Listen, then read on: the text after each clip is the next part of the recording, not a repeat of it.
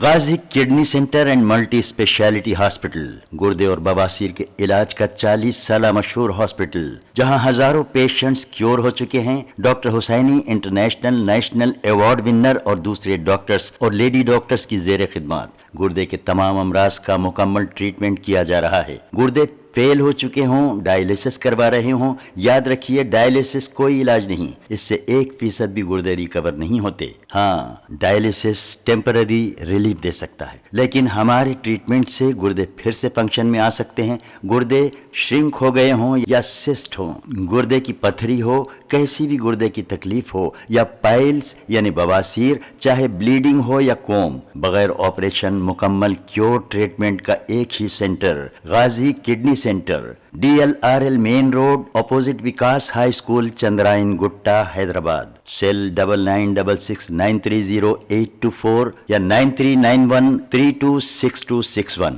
अगर आपने हमारे चैनल को सब्सक्राइब नहीं किया है तो आपको यहाँ सब्सक्राइब बटन दिख रहा है, उसे क्लिक करिए और सब्सक्राइब कीजिए, और साथ ही साथ बेल आइकॉन को भी क्लिक करिएगा, जिससे कि आपको ताज़ा अपडेट मिलते रहें।